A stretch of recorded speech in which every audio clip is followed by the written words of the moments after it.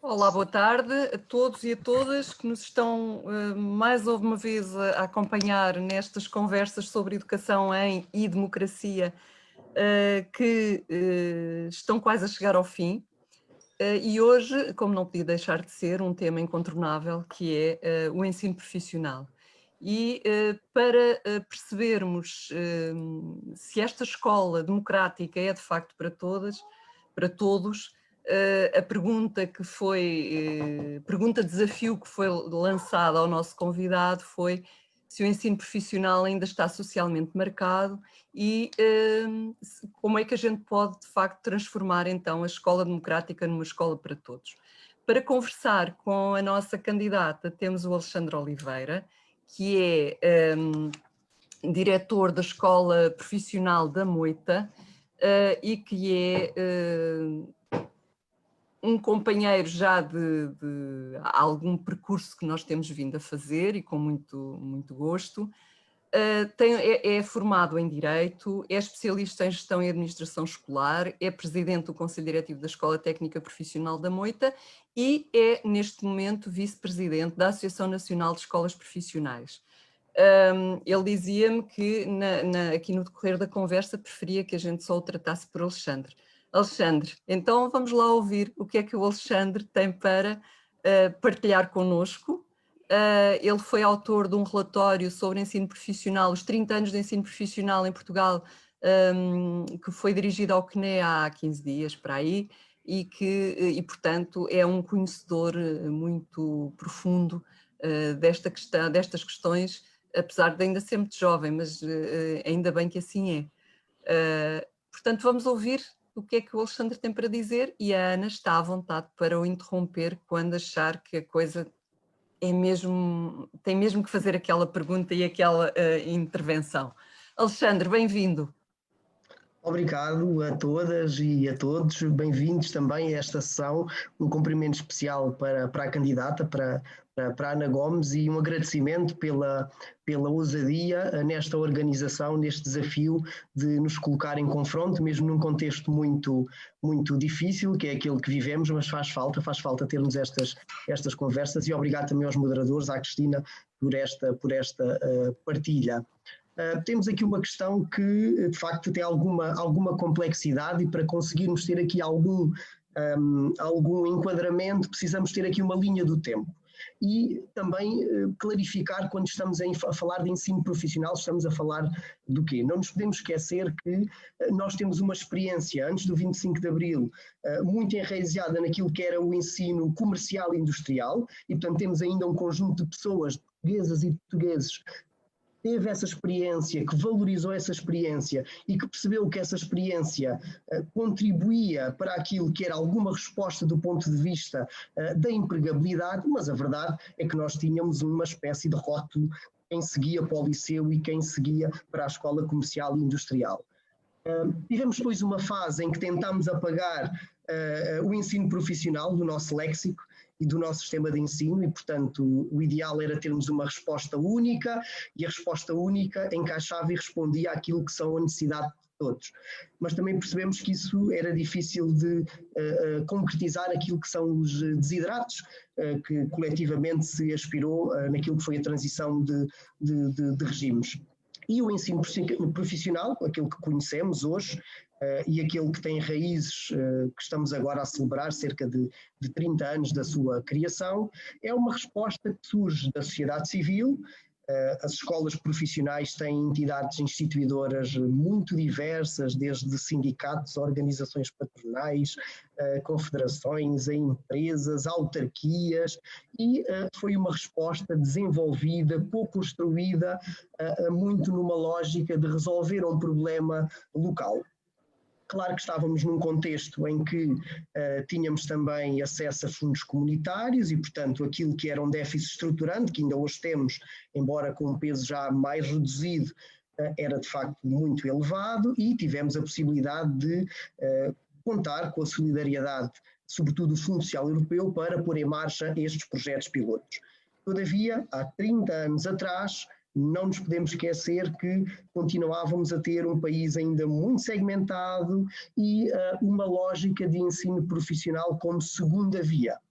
Ou seja, a base do ensino profissional foi muito, e nos primeiros 15 a 20 anos da oferta, foi muito segmentada para uma escola até de segunda oportunidade. Ao início, quando eu comecei a viver o ensino profissional em 2006, era muito comum ainda, a primeira pergunta era que perfil de aluno têm, se são uma escola de segunda oportunidade, e o paradigma do ensino profissional é muito diferente atualmente, não é? Portanto, hoje o ensino profissional tem um jovem com 14, 15 anos, que tem um percurso escolar, aquilo que está dentro da expectativa, e depois tínhamos um exemplo de um aluno com 22, 23, 24 anos que procurava o ensino profissional. E, portanto, é verdade que nós ainda vivemos um tempo em que temos aqui muita coisa ainda a conviver, experiências de vida muito diversificadas que nos colocam em patamares de observar o ensino profissional de forma muito diferenciada. Portanto, o ensino profissional que temos hoje é um ensino que está numa fase de transição. Portanto, nós estamos a sair de uma resposta que é muito comercial, muito industrial, muito segmentada, portanto, um curso de ensino profissional que é reativo, e, portanto, ele só entra em cena, se me permitem a expressão, quando eu tenho insucesso, por exemplo, num curso científico ou humanístico, para uma realidade completamente diferente, que é temos o ensino profissional como uma oferta em igualdade de circunstâncias com as demais modalidades. E esta tem sido uma transição muito silenciosa do ponto de vista que não temos feito reflexão e muitos ainda não conhecem aquilo que esta modalidade nos traz, ou que este conjunto de modalidades nos traz, mas é verdade que nós temos neste momento mais de 40% de todos os alunos que estão neste momento a frequentar o ensino profissional em modalidades de dupla certificação. E muitas vezes não temos consciência coletiva de que já temos este número tão significativo de jovens, e muitos deles, infelizmente, como uma primeira escolha. Portanto, eu diria... Alexandre, explica o que é isso da dupla certificação, por favor. Certificação. Ou seja, nós falamos muitas vezes de ensino profissional, mas dentro do ensino profissional temos mais do que uma modalidade. Ou seja, temos os cursos profissionais, se quisermos é aquilo que é a oferta mais conhecida da esmagadora maioria das portuguesas e dos portugueses. Depois temos ainda os cursos de aprendizagem, que são cursos que, por norma, são promovidos pelo Instituto de Emprego e Formação Profissional. Depois temos ainda cursos de educação e formação, cursos artísticos especializados, e temos em extensão os cursos vocacionais. Portanto, mas, para terem uma ideia, porque é importante nós posicionarmos, destes mais de 40%, 33% são cursos profissionais.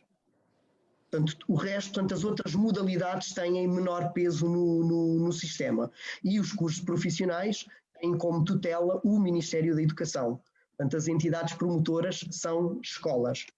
E, portanto, aqui temos, do ponto de vista, se quisermos até, daquilo que é a oferta curricular, nós temos aquilo que são os objetivos de aprendizagem de um aluno que esteja noutra modalidade.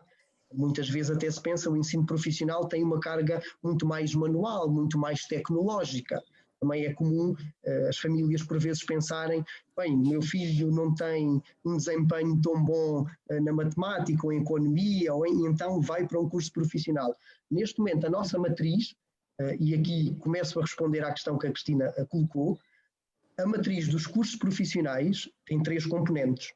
Está organizada em 3 componentes. Uma componente científica e sociocultural, uma componente tecnológica, e também uma componente que responde àquilo que é as disciplinas que temos nas outras áreas. Por exemplo, nós temos o português, nós temos a matemática, nós temos a língua estrangeira, nós temos a educação física, nós temos a economia, podemos ter a biologia, ou a química, ou a filosofia, ou temos esse tronco que é comum e que todos os alunos têm em função da área que estão, e depois tem também a oferta tecnológica.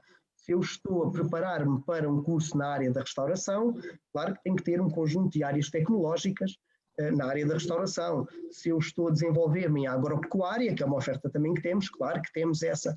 E, portanto, aquilo que nós temos em termos de oferta é a garantia de que esta modalidade não segmenta alunos, ou seja, aquilo que nós conseguimos desenvolver com os alunos nesta modalidade é a co-construção de um percurso de vida em função daquilo que são expectativas que o jovem pode ter relativamente ao seu futuro profissional, a uma área de interesses que gosta. Muitas vezes também, e as famílias aqui têm um peso significativo naquilo que são as escolhas, muitas vezes, dos jovens para o seu futuro, e aquilo que esta modalidade nos oferece neste momento é a garantia de uma experiência que em nada compromete aquilo que é, por exemplo, o prosseguimento de estudos para o ensino superior, ou o acesso imediato ao mercado de trabalho. Portanto, o ensino profissional, sendo uma ferramenta de emancipação e uma ferramenta de ascensão social, consegue hoje ter uma resposta curricular e de organização que materializa também um pouco aquilo que são os desideratos de uma escola para todos, não é? De uma escola cada vez mais inclusiva. Não é só ter todos na escola, é ter a escola preparada para receber todos e todos, com um leque de ofertas e possibilidades que ajuda o aluno neste encontro entre aquilo que eu quero fazer e aquilo que a escola me proporciona. E, portanto... E, Alexandre, qual é a percentagem de alunos do secundário hoje que escolhe os cursos, portanto, a via profissional? Portanto, mais de 40%. Portanto, nós já estamos a falar, para termos uma noção dos números, nós temos cerca de 325 mil alunos no ensino secundário no nosso país, e destes 325 mil nós temos 110 mil em cursos profissionais. Mas atenção que estamos ainda aquém de compromissos externos, ou seja, Portugal assumiu um compromisso, era uma condição até ex ante do atual quadro comunitário de apoios, que seria até 2020 chegar aos 55% de todos os alunos do ensino secundário neste tipo de ofertas.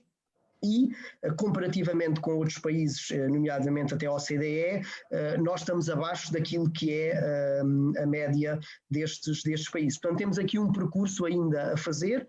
Obviamente que hoje em dia não temos os cursos profissionais e o ensino profissional a ser promovido apenas nas escolas profissionais. Nós temos muitas escolas secundárias que já oferecem cursos profissionais, e esta foi uma forma de conseguir aumentar a resposta e também fazendo uma gestão eficaz dos recursos que temos disponíveis.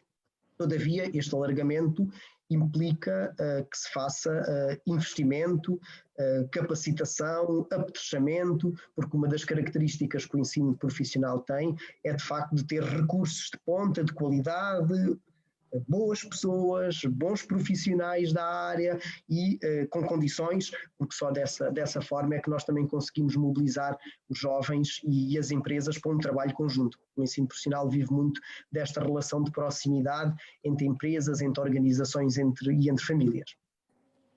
E acha que para esse compromisso que temos no quadro financeiro europeu, teve muita influência, por exemplo, experiências de outros países, por exemplo, a Alemanha é um dos países que valoriza imenso o ensino profissional. Acha que isso foi marcante, digamos, para se fazer essa aposta a nível europeu e, portanto, também português? Considero que sim. Considero até que que o contexto internacional foi sempre um contexto que acabou por proteger o ensino profissional no nosso país, porque nós tivemos muitos períodos de hesitação política e muito por questões ideológicas, muito por questões... o ensino profissional teve sempre aqui, e nestas transições que temos tido desde o 25 de Abril para cá, se olharmos até estatisticamente, nós percebemos que há ciclos de estagnação completa, de desinvestimento, e portanto o contexto internacional é verdade que ajudou a ter aqui um patamar mínimo de segurança para que esta modalidade não desaparecesse. Obviamente que outro fator foi também o facto de ser uma resposta que sai do terreno e, portanto, nós tínhamos operadores muito mais comprometidos e empenhados e com um grau de resiliência elevado. como sabe, melhor do que eu, a questão e a gestão de transição de quadros comunitários é sempre muito difícil. E nós tivemos escolas com situações de ruptura de 1 ano sem receber contrapartidas financeiras. Isto foi muito difícil e não se ultrapassava se não existisse um propósito muito vincado, uma raiz, se quisermos, ao território onde as escolas estão. As escolas são, de facto, projetos muito diversos, não podemos dizer que uma escola eu consigo ver o que é o ensino profissional. Temos que visitar muitas escolas para ficarmos com uma imagem mais substantiva daquilo que é o ensino profissional, mas tem muitos traços comuns. Obviamente que no último quadro comunitário também tivemos um bom ou mau exemplo daquilo que é a forma como nós internamente olhamos para o ensino profissional, porque nós tivemos que fazer 3 reprogramações no atual quadro comunitário só para garantir as dotações mínimas de funcionamento. Portanto, isso quer dizer que os decisores políticos ainda não entenderam a importância do ensino profissional? Creio que precisamos de investir e por isso este tipo de conversas é extremamente útil. Penso que precisamos seriamente de investir num olhar cada vez mais profundo e também sem os estigmas e sem o peso, a bagagem que temos daquilo que é a experiência do ensino profissional, que ainda está de facto muito associada a trabalhos muito manuais, dimensões pesadas e que é verdade, eu também tenho filhos e nós pensamos o que é que eu quero para os nossos filhos e tentamos sempre não olhar para esta oferta com aquilo que ela nos traz, mas creio que é um bom sinal estarmos a ter esta conversa. Alexandre, e os números? Portanto, pelo que me diz, pelo que nos diz, portanto, hoje o ensino profissional oferece várias saídas. Oferece a saída profissional, eventualmente seguimento para áreas também de ciências aplicadas, digamos, a nível dos politécnicos, mas também pode ser a universidade, se essa for a escolha dos alunos, visto que eles têm um currículo que também os habilita para concorrerem para um nível, para outra via, digamos, de ensino superior. E já temos estatísticas sobre as preferências dos alunos, as escolhas dos alunos? Começámos nos últimos anos a trabalhar estatisticamente aquilo que é o pós-secundário, portanto, depois do aluno ter a experiência no ensino profissional, o nosso foco nos primeiros anos foi muito na questão da empregabilidade. Nos últimos anos começámos a perceber que com a mudança do perfil de aluno, portanto deixámos de ter aquele aluno que tinha uma faixa etária já mais elevada e com algum grau de insucesso escolar, para um aluno que tem e que está no ensino profissional dentro daquilo que é a expectativa de tempo, e começámos a perceber que escolhas estes jovens também faziam no pós-secundário. E neste momento nós temos cerca de 12% dos alunos que, depois do ensino profissional, optam pelo prosseguimento de estudos superiores logo de forma imediata. Também tínhamos outro exemplo, que era alunos que tinham uma primeira imersão e experiência de trabalho e que, muitas vezes, 1 ano depois, é que se candidatavam ao ensino superior. Mas dados de uma forma mais consistente, temos, relativamente ao ano letivo 2018-2019, e estes são dados nacionais, onde 12% de todos os alunos que estão no ensino profissional já fazem a opção de prosseguimento de estudos no ensino superior. Este ano também já fizemos alguma evolução, mas foi uma evolução muito condicionada pelo contexto pandémico, onde abolimos algumas barreiras, alguns muros no acesso dos alunos do ensino profissional ao ensino superior. Mas esse é, sem dúvida, um debate coletivo que temos de fazer. Porque como temos algum preconceito da preparação, como nos chegam os alunos que vêm do ensino profissional, muitas vezes tomamos a decisão mais fácil, que é segmentar ao máximo e criar medidas e mecanismos artificiais para que os alunos não cheguem de forma direta ao ensino superior. E este ano não temos ainda esses dados, ainda é cedo para termos esses dados, mas a nossa expectativa é que tivemos mais alunos este ano a ingressar de forma direta para o ensino superior. E isso é um bom sinal porque conseguimos valorizar a modalidade se conseguimos diminuir barreiras que de facto não têm nenhum sustento nos nossos dias de hoje. Alexandre, mas ao nível do próprio ensino superior, eu tenho visto, já estive em vários politécnicos e em várias universidades, e verifico que ainda há esse preconceito que referia, e muitas vezes até de forma paradoxal, porque há pessoas a fazer doutoramentos em áreas de ciências aplicadas que são muito melhor feitos e enquadrados, por exemplo, num politécnico. Por exemplo, foi isso que eu vi, por exemplo, no Politécnico de Leiria, que me pareceu um caso extremamente bem sucedido, a todos os títulos, mas depois, mas havendo relutância das universidades de reconhecer os doutoramentos, por exemplo, que os doutoramentos podem ser feitos nos politécnicos, não obstante as pessoas que depois são obrigadas a ir fazer os doutoramentos às universidades estejam na prática a fazê-los nos politécnicos.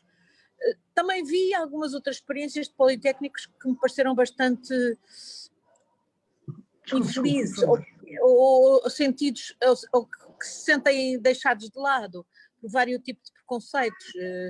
Estou-me a lembrar de uma conversa que tive com alunos do Politécnico de Viseu, que me dizem que em Viseu há um preconceito até social, digamos, em relação a haver um politécnico e não uma universidade, uma coisa que tem a ver com, enfim, com a própria... E depois isso sente-se ao nível dos alunos e nos meios para os cursos, etc. Isto, ao nível do ensino secundário, também se sente ainda? Isto tem réplicas ao nível do ensino secundário?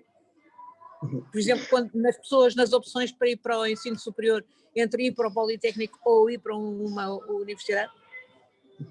Nós temos o que refere em dois níveis. Temos na própria transição do ensino básico para o ensino secundário, ou seja, nós ainda temos muitas dúvidas das nossas famílias em perceber que há várias modalidades que ambas são válidas, são experiências diferentes, precisamente porque também não temos uma estrutura consolidada de orientação vocacional, de apoio à tomada de decisão, e temos o peso daquilo que é a imagem que os pais de hoje têm do que era o ensino profissional do seu tempo, e o mesmo na transição depois para o ensino superior, seja para os politécnicos, seja para as universidades. E, portanto, nós acabamos por ter aqui algum ónus que não tem a ver com substância. O que eu digo é, não está associada à qualidade da experiência de aprendizagem. Está associada a um outro conjunto de coisas que muitas vezes têm a ver com acesso à falta de informação, com desconhecimento e também com, e essa é uma parte nossa, de todos nós, sociedades, escolas, que é, nós temos de facto de dotar as pessoas de informação. E temos de facto de fazer todos um esforço coletivo para apresentar aquilo que são as diferenças num sistema que é muito complexo, muitas vezes, sobretudo dentro da OCDE. Nós participamos num grupo de escolas que tem a ver com um projeto que é Education 2030, e os colegas dos outros países têm dificuldade em perceber como é que um país tão pequeno tem tantas opções, tantas entrelinhas, porque nós temos de facto muita coisa. Há pouco referiu a questão da Alemanha. A Alemanha é mais clara naquilo que oferece. É verdade que ainda tem alguma segmentação também, o sistema de aprendizagem promove alguma segmentação, mas é claro do ponto de vista comunicacional. Nós assumimos uma mensagem que é neutra, se quisermos, ou seja, politicamente não, está bem, nós não segmentamos, mas na realidade a experiência acaba por segmentar, e portanto sim, nós vivemos ainda também um pouco essa realidade e esse preconceito relativamente às transições, e muitas vezes tem a ver com este desconhecimento daquilo que é a experiência. E se me permite, eu gostaria de partilhar um pouco aquilo que é a experiência que um aluno do ensino secundário pode ter no ensino profissional, e onde é que difere aquilo que é a experiência de um aluno que está, por exemplo, num curso científico ou humanístico. Em primeira linha tem a ver com aquilo que é um propósito mais claro para o aluno se envolver no processo de ensino-aprendizagem e para assumir a si aquilo que é um papel de destaque que acaba por ter durante o percurso. Ou seja, o aluno quando opta, ou a família, para fazer uma aposta no ensino profissional, ele tem algum propósito. Eu tenho aqui uma apetência para as áreas sociais, ou para a área tecnológica, ou para a área da restauração, e isso é quase que o contexto, a oportunidade que nós temos para trazer o aluno para a escola. E, portanto, o aluno chega à escola com um propósito. E é através desse contexto que nós conseguimos desenvolver a pessoa de forma integral.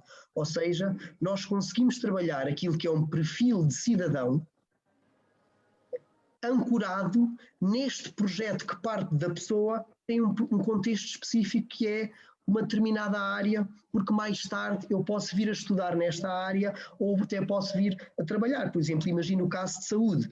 Nós temos o curso de auxiliar de saúde e temos muitos jovens que dizem que eu quero ir para enfermeiro, eu quero ser enfermeiro, eu quero ser... E eles aqui encontram um propósito, a modalidade dá-lhes logo esse propósito.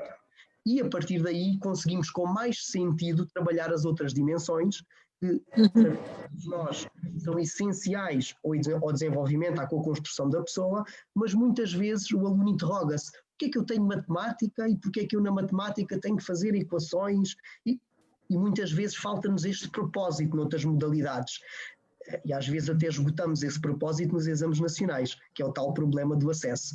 Muitas vezes o sentimento dos alunos, ainda estes 2 dias temos estado a ouvir alunos, pequenas assembleias, a perceber como é que foi a experiência do primeiro período, e ontem tivemos com os de 10º ano, hoje com os de 11º, e foi interessante perceber que muitas vezes o único objetivo que o aluno tem atrás de si é o facto de fazer um exame no fim para entrar para o ensino superior. Nós perguntamos como é que chegámos aqui, como é que o momento que é fundamental para a construção de uma cidadania ativa, de um país e de pessoas completas, que é a possibilidade de nós termos na escola, todos, a co-construirmos na interação, como é que é possível que o aluno sente que ele é refém do sistema e que só está cá obrigado porque vai fazer um exame. O que nós temos vindo a fazer e o que esta experiência consegue fazer é criar um propósito. E, portanto, nestes 3 anos que os alunos estão connosco, do 10º até ao 12º ano, estamos sempre a trabalhar com o aluno numa lógica de projeto de vida. E dar-lhe contexto. Porque é que tens economia? Porque é que estás a aprender determinados conceitos? Associar isso ao teu perfil profissional, algo que podes vir a fazer. Até algo do ponto de vista da cidadania. Porque é que os nossos alunos têm que aprender a comunicar? Porque é que eles têm que comunicar regularmente? Porque é que eles têm que planear? Porque precisam de falar bem português e escrever bem português? Exatamente, exatamente. Isso dá-nos um propósito. Essa é, se quisermos, uma das grandes mais-valias do ensino profissional, que tem sido uma constante, desde a sua fundação. Ou seja, é uma experiência com muito contexto, com propósito, onde conseguimos de forma, se quisermos, mais consistente e regular, envolver o aluno no processo. Respondemos agora a um paradigma de sociedade totalmente diferente. Se há 30 anos era previsível e um aluno fazia um curso e através desse curso profissional ele tinha, se quisermos, a sua carreira desenvolvida, hoje não. Hoje nós temos que ter a consciência e se quisermos, a nossa vulnerabilidade de estarmos a trabalhar com um jovem pode ter a expectativa de uma determinada área e daqui a 4, 5 anos o mercado alterou-se de forma excepcional e se calhar aquela formação já não terá o mesmo impacto. Então o que é que vamos fazer? Vamos apostar nas competências socioculturais, vamos apostar no desenvolvimento de uma estrutura de base sólida que o permita, que o dote a aprender ao longo da vida. Esse é o nosso grande foco. Mas quais são os resultados em termos de empregabilidade? Sim, eu compreendo que há determinados fatores que podem ter, por exemplo, tudo o que tenha relacionado com o turismo ou até a restauração. Eu imagino que neste momento essas pessoas estejam a interrogar se de facto vale a pena estarem nessa área. Embora, enfim, a expectativa é que haja uma retoma, mas neste momento imagino que haja muitas interrogações.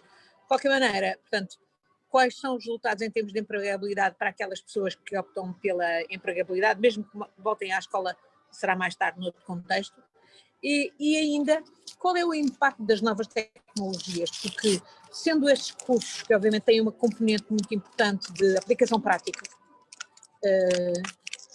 imagino que a preparação em termos de manipulação e de utilização das novas tecnologias seja, em qualquer das áreas, seja muito importante e uma componente muito importante do próprio currículo escolar.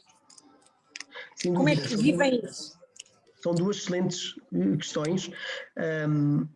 A primeira questão relativamente à empregabilidade, essa é uma constante de facto que a modalidade também tem, é que são índices muito elevados.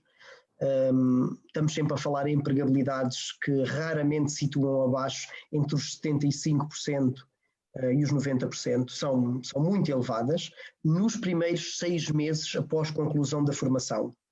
Claro que isto são médias, o que quer dizer que temos ofertas e áreas onde esta empregabilidade não é tão elevada, mas temos outras onde é precisamente o contrário, ou seja, toda a formação que existe não chega para responder às necessidades de um determinado setor, mas basicamente estes têm sido sempre os resultados que são contratualizados. No apoio comunitário, a empregabilidade é um dos indicadores muito importante. Paralelamente, a questão do abandono e do sucesso escolar também são dados importantes, em que esta modalidade também tem sempre índices mais elevados que as restantes modalidades. Portanto, aqui é uma dimensão que nos dá alguma segurança, porque já tem um histórico desde o início da modalidade até aos dias de hoje, portanto temos mais de 20 anos de informação estatística tratada, o que nos dá aqui alguma segurança de que continuamos a responder bem, e muitas vezes essa resposta tem a ver com esta tal ligação ao contexto local. Muitas vezes as próprias escolas têm nos seus conselhos consultivos, portanto as escolas têm um órgão, todas elas é obrigatório, que é composto por empresas, por organizações, e no mínimo 3 em 3 anos as escolas têm que ouvir o seu território.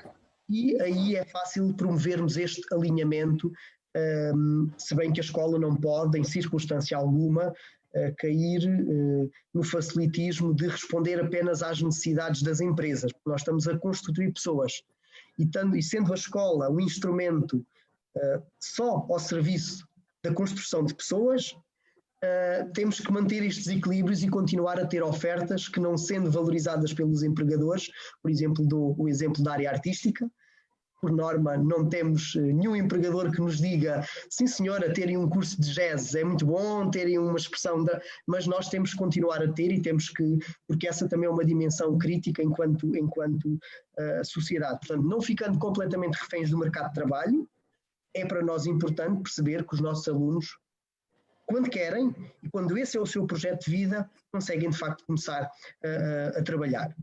Quanto à questão tecnológica, ela de facto é muito pertinente por tudo aquilo que vivemos neste último período, não é? Nós terminamos o ano letivo passado todos em casa e de facto isso comprometeu muito aquilo que é a qualidade da resposta no ensino profissional, sobretudo nos alunos que estavam num ciclo terminal. Portanto, os alunos que estavam no 12º ano, onde praticamente o último semestre é realizado já numa formação prática on-job, ou seja, no nosso currículo, na componente tecnológica, tem uma carga horária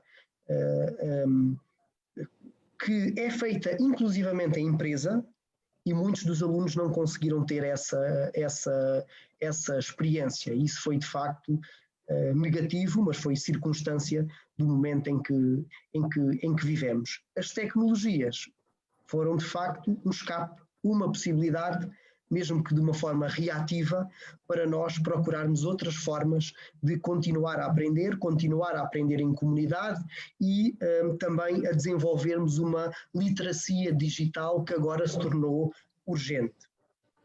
Aqui posso partilhar também aquilo que é a nossa estratégia. As tecnologias de informação têm uma abordagem do ponto de vista curricular muito circunscrita a uma disciplina, a uma área. E, portanto, os alunos são muito habituados a ter uma disciplina que tem a ver com tecnologias de informação e comunicação, mas depois o resto dos professores e os restos das disciplinas utilizam outros métodos que não recursos digitais. Portanto, a nossa abordagem relativamente às TIC foi de nós vamos deixar de ter disciplina de TIC. E o que fizemos na nossa escola foi deixa de existir disciplinas TIC e passamos a ter um conjunto de competências digitais de toda a nossa equipa tem que ter. E depois de toda a nossa equipa pedagógica ter estas competências digitais, começamos a desenvolvê-las de forma sistematizada com todos os nossos alunos e com todas as nossas turmas. De facto, isto foi um aspecto positivo, não é uma decisão de agora, foi uma decisão que já tomamos há 4 anos atrás e, do ponto de vista daquilo que foi a nossa mobilização para o processo de ensino à distância, aqui sentimos mais valias porque os nossos alunos tinham uma plataforma organizada, tinham um conjunto de recursos que já usavam no seu dia-a-dia e, portanto, isto ajudou a esta transição. Mas atenção que, em circunstância alguma, aquilo que nós fizemos em casa substitui a experiência que conseguimos ter todos em conjunto. E, portanto, a dimensão digital é e deve ser um suporte que nos torna melhor, ou seja, ela entra para nos apoiar no processo de ensino e aprendizagem, e de facto hoje faz todo o sentido termos este suporte, mas é nesta lógica, é nesta dimensão de um plus, algo que nos vai ajudar no processo, e não compartimentar de língua isolada. Mas eu imagino que há algumas das áreas de formação que supõem justamente uma componente digital e capacidades de literacia, e mais do que literacia, para o nível de performance que hoje é obrigatório, não é? Não direi, digamos, na culinária, porque aí, bom, para além de ir ver as receitas à net,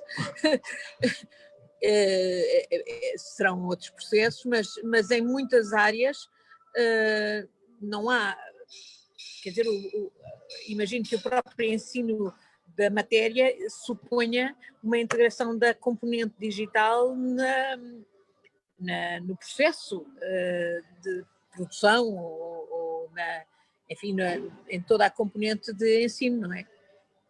Sim, sem dúvida, sem dúvida.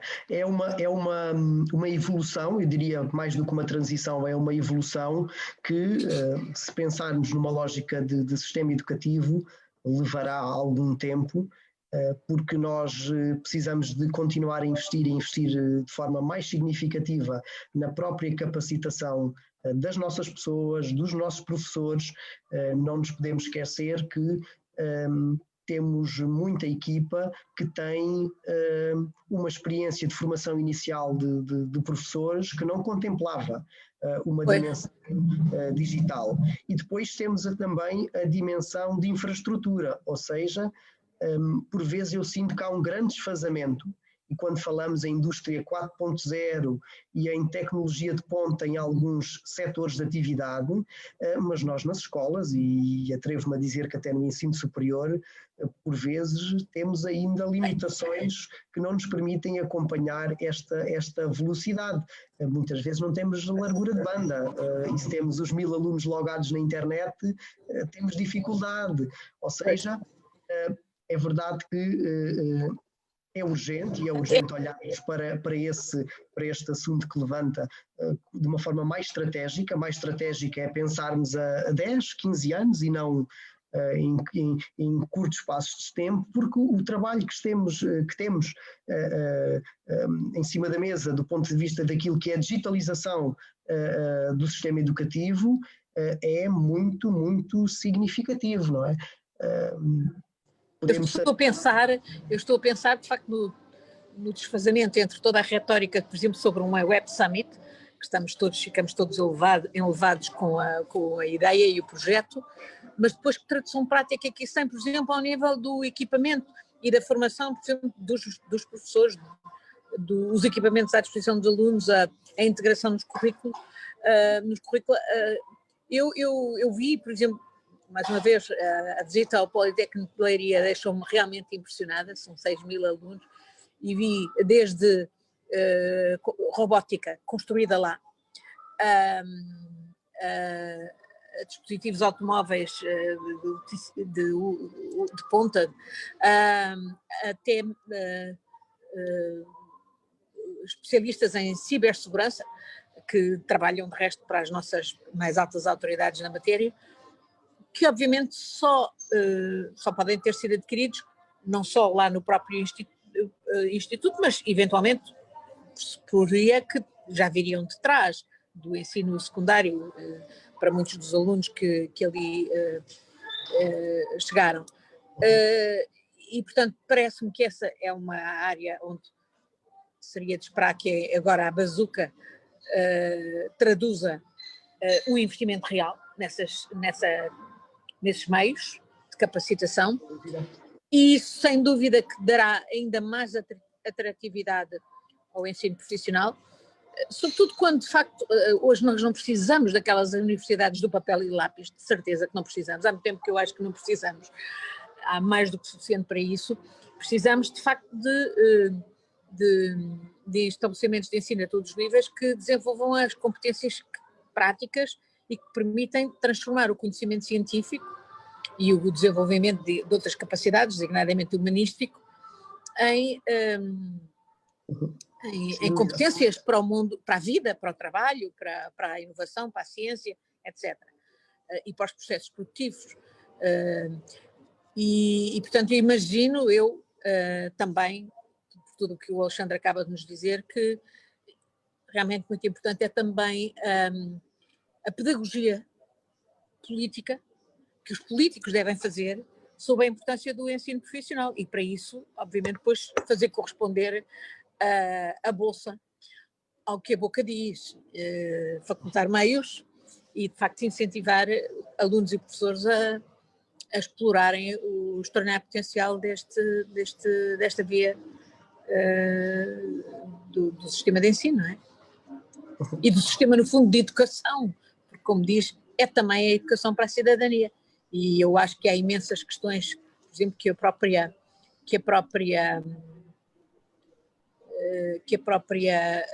desenvolvimento tecnológico impõe. Eu lembro-me que há uns anos atrás, visitando Silicon Valley, fiquei muito impressionada quando uma jovem, que era aparentemente uma brilhante programadora, me disse que quando se levantavam questões éticas, portanto, se a programação que ela e outros operavam podia, por exemplo, estar ao serviço de empresas seguradoras para excluírem, por exemplo, determinado tipo de doentes e não lhes conferirem seguro, e a jovem disse-me: "For me, code is law." Para mim, a programação é a lei. E, portanto, total abandono de preocupações éticas, o que eu acho que realmente não pode ser, e sobretudo quanto mais sofisticadas são as competências científicas na era da inteligência artificial, mais importa investir na cidadania, nas precauções éticas. E, portanto, imagino que isso é também uma das vertentes que vocês procuram dar quando me diz que estão a formar pessoas. E Sim. Estão a formar pessoas para terem todas as competências como cidadãos e cidadãs também. Exatamente, sem dúvida. E há mais raparigas do que rapazes no ensino profissional ou ao contrário? Temos paridade nesse aspecto. Somos uma modalidade muito, muito equilibrada. Onde não temos paridade é dentro das próprias ofertas. Ou seja, imagino, nós temos uma oferta na área da soldadura e este ano temos a felicidade de ter 2 alunas na turma de 28. Temos apoio à infância, onde, por norma, também só conseguimos ter 1 aluno. Ou seja, onde temos maior paridade dentro de ofertas, Tem a ver com áreas, por exemplo, como a agropecuária, aí temos um equilíbrio, restauração, organização de eventos, mas outras têm ainda algum peso e é interessante. Porquê? Porque nós fazemos uma associação a essas ofertas de forma também muito segmentada. Eu, dentro da área de soldadura, posso ter uma componente muito interessante de planeamento de projeto e de obra, e que tem uma dimensão que até nem tem uma exigência física, se quisermos, muito elevada. Isto também tem a ver com o facto de alunos com determinadas dificuldades, ou imagina um aluno que tenha uma paralisia, que tenha, e pensa-se que esse aluno não pode ir para o ensino profissional, porque ele não consegue uma determinada manualidade. E isso não é verdade. O ensino profissional consegue acolher todos, porque faz este trabalho de conhecer bem aquilo que cada aluno consegue fazer, potenciar aquilo que ele consegue fazer e fazer essa ligação e essa ponte para aquilo que são necessidades de determinados setores. E, portanto, conseguimos também aí dar uma resposta muito importante para aquilo que é a inclusão. E temos que reconhecer que as entidades parceiras aí também fazem um esforço muito significativo. Nós temos empresas que adaptam postos de trabalho para acolher, para receber estes nossos alunos, mas fazem-no pelo sentido de compromisso, porque, por norma, nós começamos a interagir com uma empresa e com um setor desde que o aluno chega à escola no 10º ano. E vamos estabelecendo compromissos. E, de facto, depois a própria empresa sente esta dimensão da sua responsabilidade, se quisermos até social e ética, de sim, há este esforço, então nós vamos também fazer a nossa parte. E esse também é o mérito que esta modalidade consegue ter, que é, de facto, assumir-se como uma oferta que promove a inclusão, mesmo em situações mais exigentes. Mas eu voltaria só um pouco também à questão tecnológica, só para partilhar que nessa dimensão nós conseguimos ter ofertas e escolas com, de facto, tecnologia de ponta em determinadas áreas. Por exemplo, estou a pensar nas áreas do audiovisual, áreas que nós temos escolas muito bem fechadas, muito equipadas, mas são exceções. E, portanto, que nós temos de conseguir fazer enquanto sociedade para atingir a premissa desta questão, deste nosso debate, que é garantirmos equidade nesta e nas outras modalidades, é conseguir proporcionar a todos os alunos um nível de resposta que tenha um standard mínimo. Ou seja, não pode ser porque eu tenho a felicidade de residir num determinado local, que até estou perto da escola A, que eu tenho acesso a tecnologia de ponta e a uma experiência muito rica.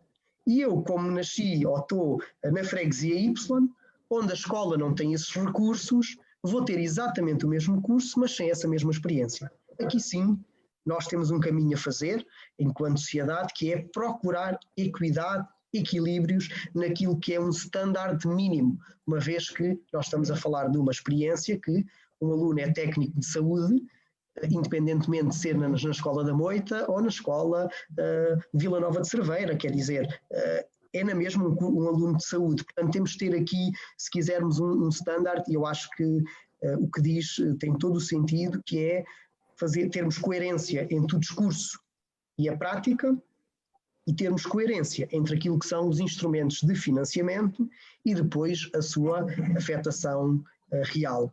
E para isso nós precisamos de ser menos reativos do ponto de vista da gestão do sistema educativo e mais, se quisermos, preventivos, mais estratégicos, não é? Temos que olhar para o sistema educativo, não para agora, para estes 2, 3 anos, mas em horizontes temporais maiores, porque são políticas, como bem sabem, muito complexas de se operacionalizar, porque é muita gente. Quando falamos em educação, é muita gente, não é?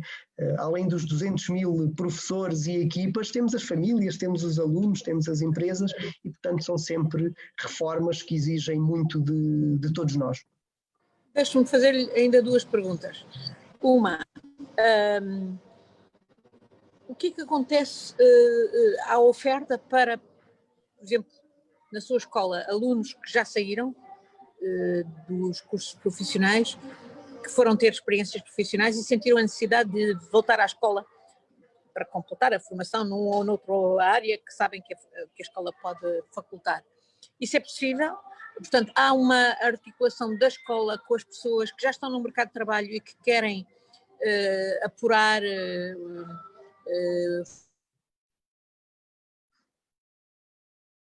formações em determinadas áreas, que estão no quadro do ensino profissionalizante. E a outra pergunta era, e os professores? Os professores do ensino profissional estão no mesmo plano dos outros professores, imagino, sofrem os mesmos tipos de problemas que os outros professores sofrem, que têm a ver muito enfim, com todo um discurso extremamente negativo. Eu, como neta de professores, sou muito sensível à desvalorização dos professores. Portanto, como é que os professores do ensino profissional vivem a experiência de ser professores desse tipo de ensino em escolas que têm outras ofertas? Muito bem. Sobre a primeira questão, temos aqui duas vias, ou seja, se o aluno concluiu ou não o seu ciclo de estudos dentro do tempo esperado, que são os 3 anos, ou se ele não concluiu. Se o aluno não concluiu, de facto, aquilo que é a resposta da esmagadora maioria das escolas é de acolhimento e de desenvolvimento daquilo que é um plano individual para que o aluno consiga concluir, mas atenção que esta é uma resposta, se quisermos, informal, ou seja, as escolas fazem-no, mas fazem-no todas sem nenhum reconhecimento, são alunos que não contam para o número de alunos da escola, são alunos, não há orçamento sequer para estes alunos, portanto são alunos, é tudo extra. Mas há essa prática instalada e sabendo nós que não temos taxas de conclusão de 100%, nem nesta, nem em nenhuma modalidade.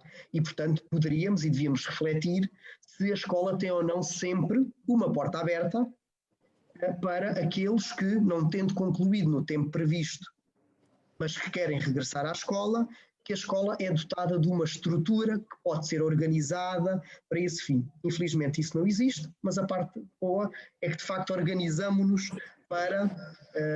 nós ainda este ano ajudámos um aluno que já saiu da escola há 6 anos a terminar o 12º ano. E fazemos e mobilizamos a nossa equipa e muitas vezes o próprio professor ainda se recorda do aluno e vem ter comigo uma tarde e conseguimos fazer esse trabalho.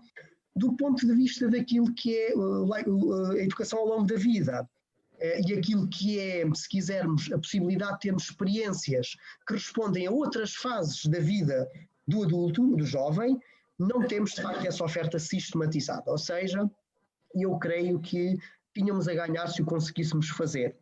Não há articulação, por exemplo, com o programa Qualify? Não temos essa articulação e as próprias ofertas que existem em Portugal estão muito associadas a programas que o próprio Instituto de Emprego e Formação promove, mas que estão muito associadas a pessoas em situação de desemprego. Ou seja, se eu tiver inclusivamente um jovem que até está a trabalhar numa determinada área, mas que se quer especializar e que precisa, imagino, de uma oferta de 200 horas, organizada até em regime pós-laboral, não temos essa possibilidade ainda no nosso sistema e seria um contributo interessante para aquilo que é a valorização do potencial humano, não é? E temos também um sistema de aprendizagem ao longo da vida com portas que são facilmente identificadas, que são o quê? São as escolas. Por norma, as escolas e as universidades e os politécnicos têm essa identificação fácil, que é se eu tenho uma questão que tem a ver com a educação ou com formação, são estas as entidades que eu procuro. A própria associação ao IFP também tem estigma e as próprias pessoas que estão em situação de emprego pleno não veem no Instituto de Emprego e Formação Profissional a organização que as vai ajudar em aumentar as suas qualificações. E, portanto, essas são duas questões que identificou que são, de facto, muito pertinentes para refletirmos e que, se calhar, complementava aquilo que era a nossa capacidade de resposta. A outra questão, que tem a ver com as equipas pedagógicas, com os professores, daquilo que é a nossa experiência, e aqui também posso extrapolar um pouco daquilo que é a experiência que temos de outras associadas, de outras escolas, de outras, é que de facto nós temos uma desvalorização muito acentuada daquilo que é o próprio estatuto do professor. E dentro do ensino profissional ainda temos outro estigma, que é o formador. Portanto, se quisermos, o professor que tem a componente tecnológica. Uhum. Os alunos aprendem com todos, aprendem coisas diferentes. Educadores dentro de uma comunidade escolar acabam por ser todos, desde da pessoa que está na portaria, à pessoa que está na secretaria, ao auxiliar, e nós de facto não conseguimos ainda ter aquilo que é um estatuto da carreira docente, e aquilo que são até instrumentos de gestão internos das escolas para promover e potenciar o mérito. É algo que muitas vezes ouvimos falar muito por força de circunstâncias contratuais, porque muitas vezes o que ouvimos são as manifestações, mas é um debate que precisa de uma reflexão bem mais profunda, porque temos aqui por vezes expectativas que não têm muito terreno fértil, porque nós também de base, há pouco eu falava da infraestrutura, na dimensão tecnológica, que é, nós estamos a falar já numa indústria 4.0, onde temos escolas no século XXI que não têm internet, e estamos a falar em 5G, e há escolas que não têm sequer internet. É normal, não podemos olhar para isto com um sentido de tudo o que foi feito até agora foi mau, não, é ótimo, nós melhoramos imenso na educação e aliás somos todos contributo e fruto desta melhoria que o nosso sistema teve. Agora podemos ambicionar e esperar mais, e melhor, e mais rápido, porque estamos dentro de um conjunto de países que de facto nos vai estimulando uns aos outros. E aqui, na gestão daquilo que é expectativas entre o que é ser professor no século XXI, entre aquilo que é a expectativa de um professor que simultaneamente é quase como um gestor de carreira, é uma pessoa que olha nos olhos do aluno, que o consegue ajudar a tomar decisões, que temos também que olhar para aquilo que é a base do professor para entrar nesta aventura. E infelizmente temos muito poucos professores novos, temos muito poucos diretores de escola novos, porque não há de facto atratividade para esta área. Posso-vos dizer que nós temos muita dificuldade, por vezes, em encontrar um professor abaixo dos 40 anos de idade em determinadas áreas. E às vezes precisamos, porquê? Porque nós precisamos de ter tudo. Não é? Nós já tivemos até na nossa direção uma pessoa com 72 anos de idade e eu dizia sempre, isto é ótimo porque nós conseguimos aqui um equilíbrio e nós tínhamos aqui alguma harmonia nesta amplitude, e o que nós estamos a sentir é que esta amplitude está a desaparecer. Portanto, nós não conseguimos trazer pessoas novas, porque se calhar o sistema também não é muito apelativo, não é muito atrativo, e temos de alguma forma todos de conseguir torná-lo mais apelativo. Alexandre, muito obrigada. Essa é uma questão, de resto, que é transversal a todo o ensino, não é? A questão do envelhecimento dos professores, que tem que ser rapidamente equacionada, a forma de a ultrapassar, mas imagino que então no ensino profissional ainda mais sinta, embora eu tenha visto ainda há pouco tempo, também visitei o Sem Calda, nas Caldas da Rainha, e a devoção, a verdadeira devoção que ainda é mantida em relação, por exemplo, a alguns formadores, que são realmente essenciais para além dos professores, a experiência prática e a criatividade de quem tem uma experiência prática para resolver problemas, para encontrar novas soluções. Portanto, sem dúvida que essa é uma questão essencial. Eu, por meu lado, estou mais que rendida à importância do ensino profissional. Acho que é mesmo uma questão estratégica para o país e felizmente que há pessoas como o Alexandre que claramente não correspondem à regra, no sentido de, até pela sua jovem idade, mas também estão convencidas que como esta via de ensino é mesmo muito importante para o país e pode dar resposta a imensa gente, a imensos jovens que precisam de sair habilitados a desempenhar todo tipo de funções, em todo tipo de organizações, e que a seu tempo terão, se quiserem, outras opções de estudo, de continuação de estudos, mas para quem, obviamente, a base do ensino profissionalizante pode fazer a diferença toda para os escolarizar, efetivamente, em todas as dimensões, e não só a da técnica e profissional, mas como cidadão. Muito obrigada, Alexandre, por esta interessante conversa, e eu gostaria um dia, aí a vossa escola da Moita, suponho que é uma escola de ensino secundário, não é? Tem ensino profissionalizante e outras valências. Pode ser que eu possa ir um dia visitar. Terei muito gosto em ver as suas... Fica o convite feito para nos visitar, para conhecer aquilo que estamos a fazer. É também um contexto que valorizamos muito, porque se tivermos essa oportunidade e se os nossos alunos tiverem o privilégio de poder interagir, é bom. Estamos também a fazer o nosso papel numa outra dimensão, que eu diria que é a dimensão também da escola, que é convocá-los para terem que pensar o seu território, o seu país, terem que se mobilizar para aquilo que são desafios coletivos, e por isso o convite fica feito para, quando quiser, nós organizamos-nos para receber com os moderadores também querem ir. Fica o convite feito, o convite foi feito e está aceito, e vamos pôr na agenda da Ana para podermos passar pela Moita um destes dias. Eu gostava de agradecer ao Alexandre esta participação, e gostava de vos convidar a estar na última sessão deste ciclo de conversas sobre educação em democracia, no próximo dia 22, não é à quarta-feira, é na terça, porque para não ficar muito perto do peru e do bacalhau e das filhós, para não termos aquele stress. Cristina, não tenho a certeza se nesse dia 22 vou poder, mas então, não. Já estava na agenda, Ana, temos que mudar. Já estava. E a que horas é que é? É às 6h30 sempre. Pois é que há uma entrevista destas que agora se tem que fazer em plena campanha, ainda por cima com estas características, e não sei se não vai coincidir.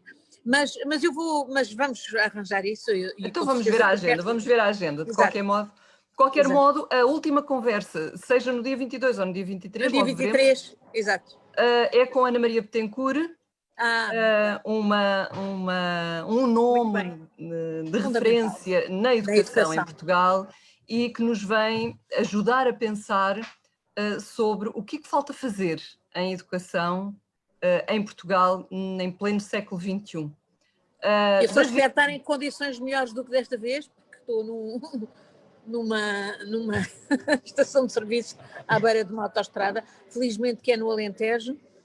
Mas portanto, isto é bem a prova de como os meios digitais nos ajudam a estar onde for é preciso estar, não é? Porque se estas conversas tivessem acontecido ao vivo e a cores, não tenho muitas dúvidas que teria sido muito mais complicado. David, queres dizer alguma coisa ainda a quem nos está a ouvir? Quero só dizer que gostei imenso da conversa, e acho que, como disse muito bem a Ana e como apresentou muito bem o Alexandre, as vias profissionais são uma grande oportunidade para Portugal, e uma grande oportunidade que tem a ver com a inclusão e que tem a ver com a educação para todos, porque se não existirem estas vias profissionais, nós vamos manter-nos fiéis ao antigo sistema de ensino em que só aquelas pessoas iam para a universidade, e nós precisamos realmente de abrir e de tornar, como diz a Unesco, a educação é um bem comum. É um bem comum. E o ensino profissional é uma poderosíssima alavanca para tornar a educação um bem comum. Muito obrigado ao Alexandre, e também uma grande saudação à Ana também. Obrigada, David, Cristina e Alexandre. Muito prazer. Coragem e energia para o que falta. E lá nos veríamos na Moita. Um abraço. Obrigado. Boa noite. Obrigado.